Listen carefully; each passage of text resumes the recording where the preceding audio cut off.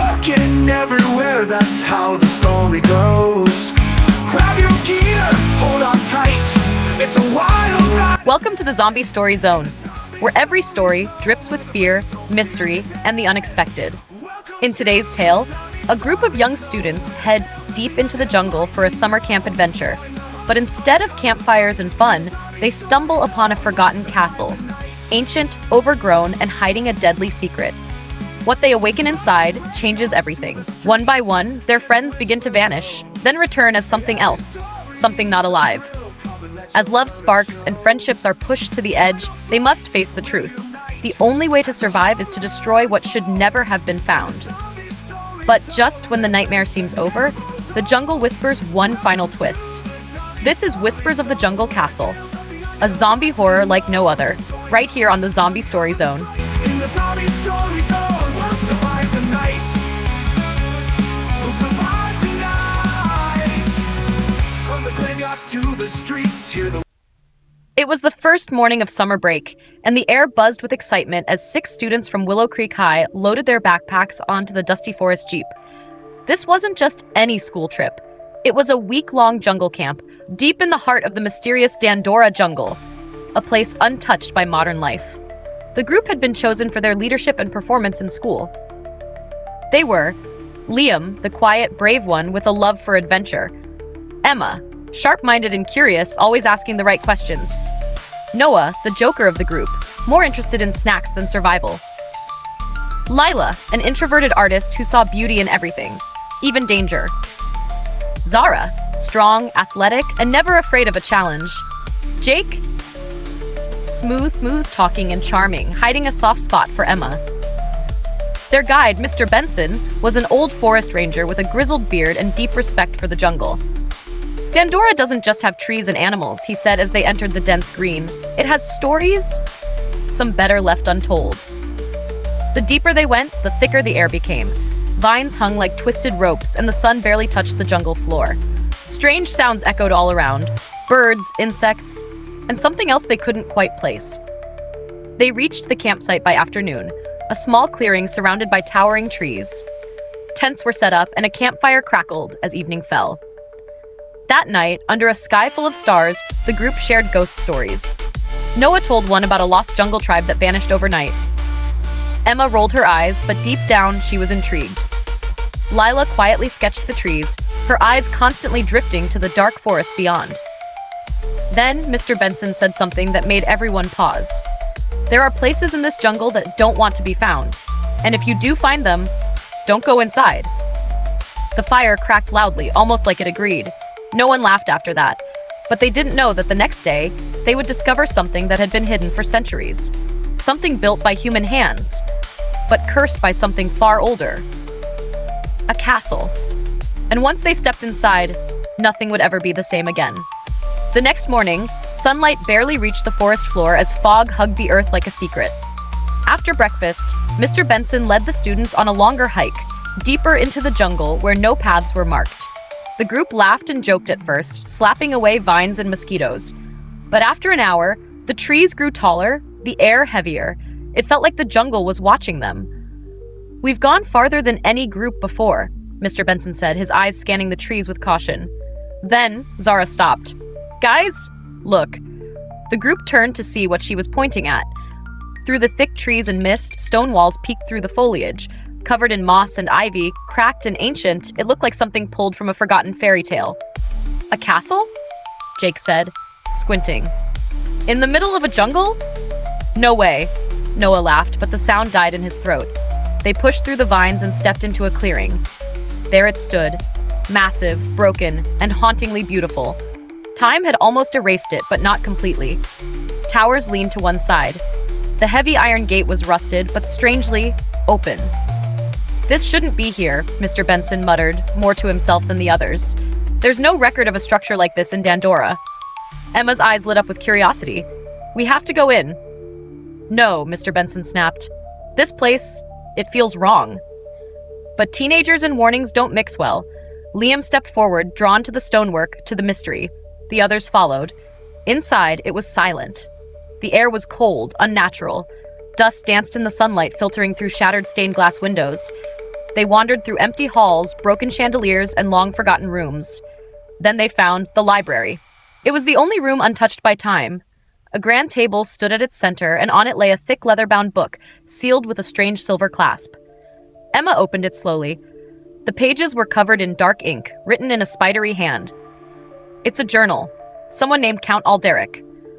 She read aloud, "I created the elixir of life. It worked, but not as I intended. Death came back, and it was hungry." No one spoke. The last line made Emma's voice shake. "If you read this, leave like before the hunger wakes again." Suddenly, a cold breeze swept through the room, and somewhere, deep within the castle, something moved. The group hurried out of the library, the journal clutched tightly in Emma's hands. No one spoke. The words they had read echoed in their minds like a warning from beyond the grave. Mr. Benson was furious. "I told you not to enter. This place, whatever it is, was meant to be forgotten." "We didn't touch anything," Emma said, though even she didn't believe it. Back at the camp, things felt wrong. The jungle was quieter than usual. No birds, no insects, just wind rustling through the leaves like whispers. That night, as they gathered around the campfire, the mood was tense. Emma flipped through the journal, reading silently while the others tried to distract themselves. Liam leaned over. "You okay?"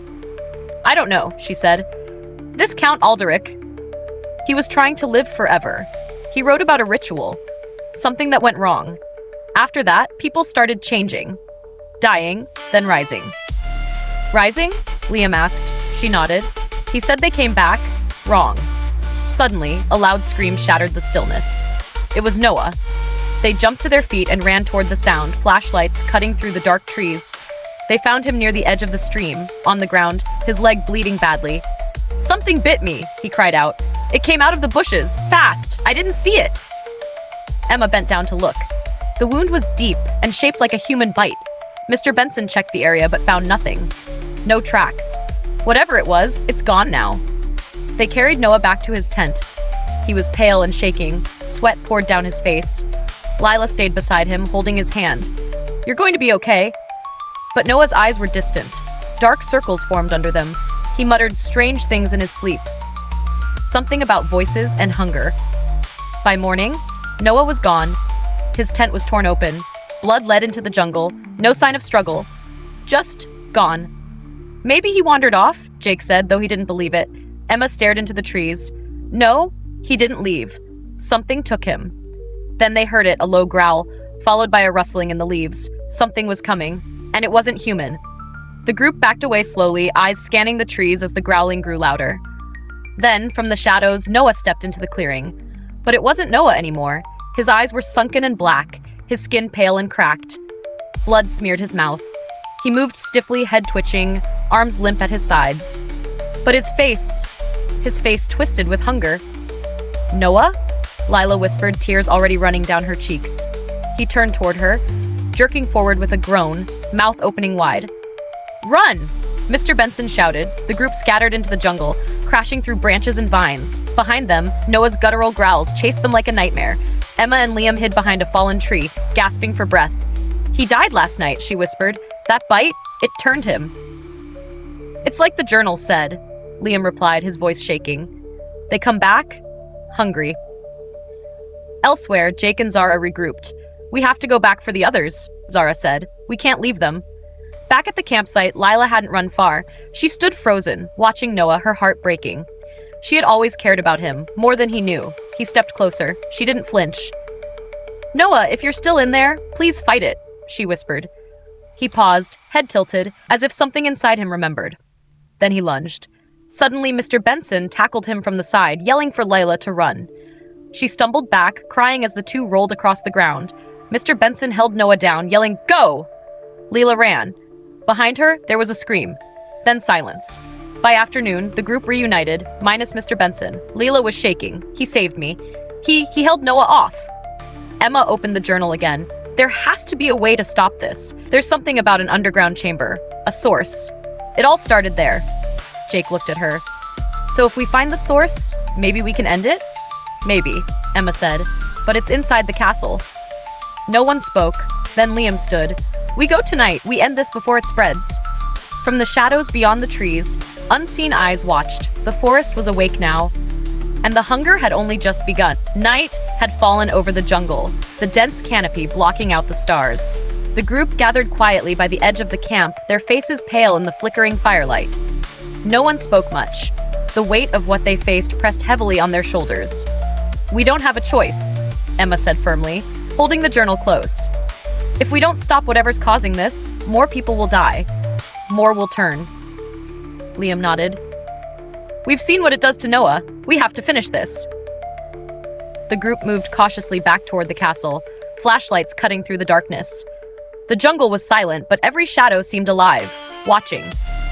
Their footsteps echoed on cracked stone as they crossed the threshold once more. Emma led them to a hidden doorway she had found in the journal's sketches. A heavy iron door, partly buried beneath rubble in the castle's basement. Using all their strength, they pushed it open, revealing a narrow staircase spiraling down into the earth. Cold air rushed up from below, smelling of damp stone and something older. Something wrong. They descended slowly, hearts pounding, into a large underground chamber. The walls were covered with strange symbols, faded and cracked. In the center stood a stone altar, stained dark with what looked like old blood. Emma opened the journal again and read aloud. "This is where Count Alderic created the elixir of life. It was meant to bring immortality, but instead, it brought the hunger." Suddenly, the air shifted. A low growl echoed through the chamber. From the shadows emerged a figure, not quite human, its skin gray and stretched tight over bones. Its eyes glowed faintly red.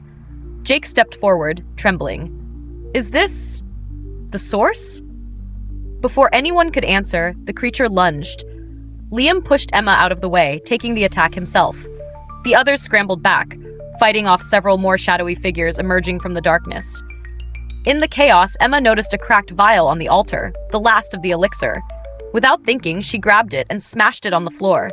The liquid hissed as it spilled, releasing a bright light that filled the chamber. The creature screamed, retreating into the shadows. The hunger's hold was weakening. But as the group caught their breath, a sudden noise froze them, the heavy footsteps of Mr. Benson. He appeared at the staircase, bruised and bleeding, but alive. "I was wrong," he said quietly. "The hunger isn't just outside this castle, it's inside all of us now." Mr. Benson's arrival shocked them all. His face was pale, eyes sunken, but his voice steady. "I managed to escape the creatures down below," he said, leaning heavily against the stone wall. "But there's something I didn't tell you." Emma stepped forward. "What is it?" He looked around, lowering his voice. "The elixir of life. It doesn't just raise the dead. It infects the living too. The hunger spreads through a bite, yes, but also through the air and blood. We're all at risk." A cold silence filled the chamber. "Noah wasn't the first," Mr. Benson continued. "Before this camp, before any of you arrived, others came here and vanished. They became part of the hunger." Jake swallowed hard. "So what happens to us?" Mr. Benson's eyes grew dark. "If the hunger takes hold completely, it changes you from the inside. You lose yourself, your memories, your soul. Only the hunger remains." Layla's voice trembled. "Is there a cure?" He shook his head slowly. "No, only one way to stop it. Destroy the source." Emma looked at the cracked vial on the altar. "I thought breaking it helped." "It did," Mr. Benson said, "but it's not enough. The curse is tied to this place, to the castle itself. We have to destroy it, burn it to the ground." "But how?" Liam asked. Mr. Benson pulled out a small pouch filled with powder. "This is a special kind of fire starter. It will burn hotter than anything else. If we set the castle ablaze, the hunger will be destroyed."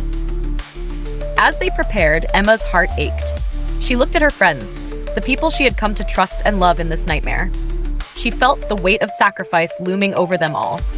Suddenly, a chilling sound echoed behind them, the slow, dragging footsteps of someone coming down the stairs. They turned. Noah was there. But this time, something was different. His eyes were clearer. For a moment, Emma thought the curse might be broken. Then he spoke, in a voice that was both his and not his.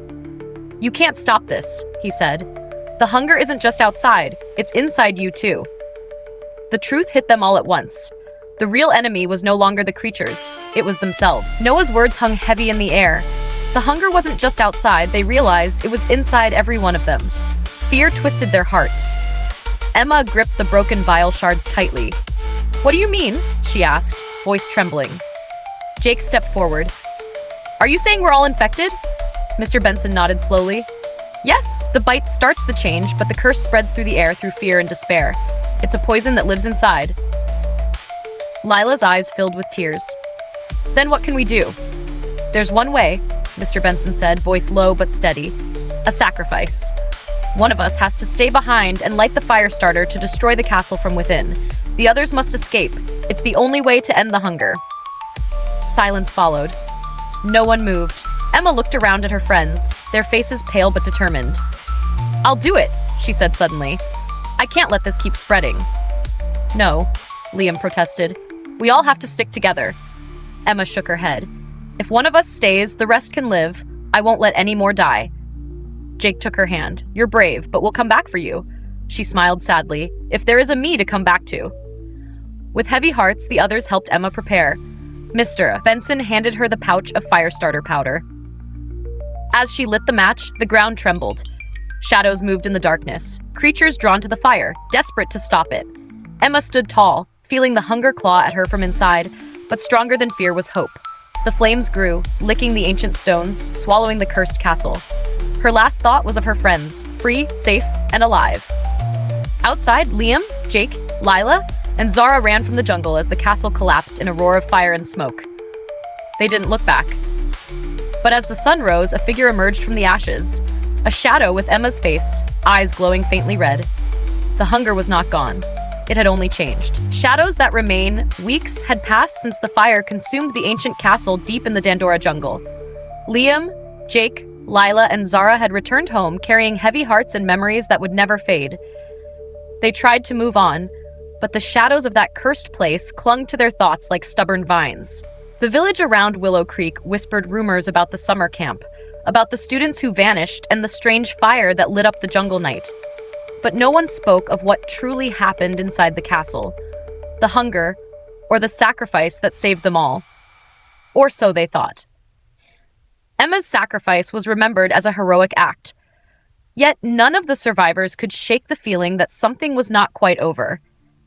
At night, Liam sometimes dreamed of Emma, standing alone in the flames, her eyes glowing softly.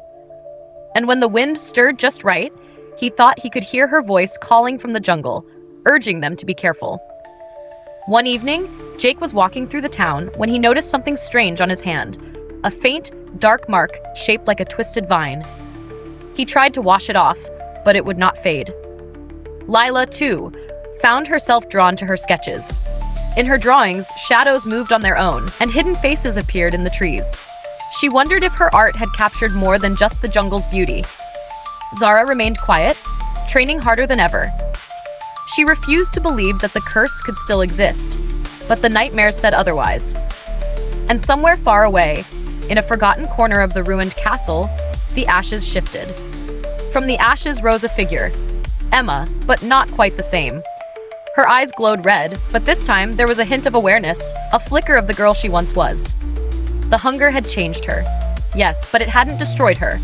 Instead, it had given her something new. A power. A purpose. As the jungle grew silent once again, the real story was just beginning. The hunger was waiting. And this time, it would be ready. The story of Emma and her friends is a chilling reminder that sometimes the greatest monsters aren't just out in the dark. They can live inside us all. A summer adventure that turned into a fight for survival, a journey marked by friendship, love, and sacrifice. The hunger that began in the shadows of an ancient castle showed them the terrifying power of fear and the strength it takes to face it. But even when the fire burned the cursed castle to ash, the story didn't end there. The darkness lingers, and the real battle is only beginning. Emma's sacrifice saved her friends, but the hunger left a mark that may never truly disappear. What happens when the monster isn't just outside, but inside? How far would you go to protect the people you love? And what would you do if the darkness started calling your name? Thank you for joining us in the Zombie Story Zone. If you enjoyed this tale, be sure to like, share, and subscribe for more stories of mystery, suspense, and horror. And remember, sometimes the scariest stories are the ones that make us question what's really inside us all. Until next time, stay safe and watch the shadows closely.